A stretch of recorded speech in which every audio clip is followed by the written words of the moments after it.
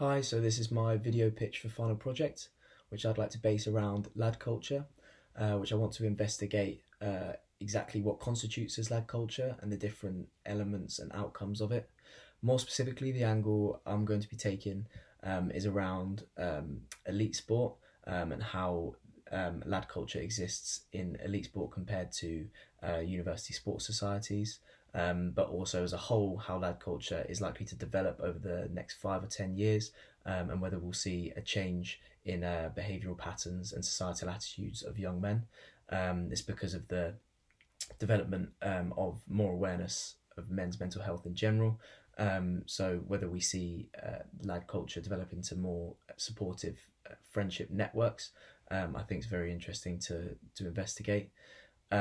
People should care about this topic because the result of lad culture is often very serious.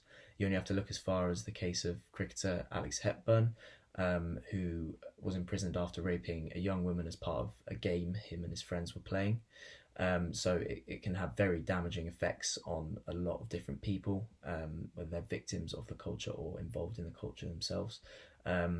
So the main kind of people I'd be looking to talk to as part of this would be young men involved in elite sport. So I've got the contact details of a professional footballer and a professional cricketer who I'd like to speak to about it. But also I'd like to make a comparison with elite disability sport through my own involvement.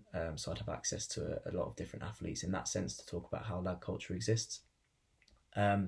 Also through my contacts in UK sport, I'd be able to speak to people who are involved in challenging this type of behaviour in elite sport. So maybe the head of mental health, Dr. James Bell, would be ideal to speak to around challenging this kind of culture and what effect it has on athletes. I've also got the contact details of someone who wrote their sports psychology thesis at master's level on male culture within sport. She's now the head of year at sixth form, so has real life application of lad culture and has witnessed it kind of firsthand and dealt with it at a sixth form. So I think she'd make a really interesting interviewee and can potentially pass on other contacts that she has to speak to. Journalist Chris Hemmings has also written a book called Be a Man, which is all about his past in lad culture and how to change it in the future. So I'd like to chat to him if possible. I think he'd be really interesting to talk to.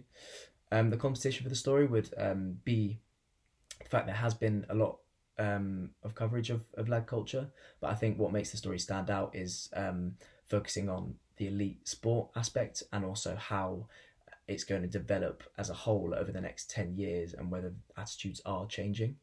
So I think combine that with the contacts I have and can get in touch with, I think that would definitely make the story stand out. Media organisations I can see publishing this would be kind of any of the national newspapers, especially the ones with good sports coverage, so the Telegraph, Guardian, Times, because they're always kind of looking for a different angle to take with sporting stories, but also with such a topical thing as lad culture.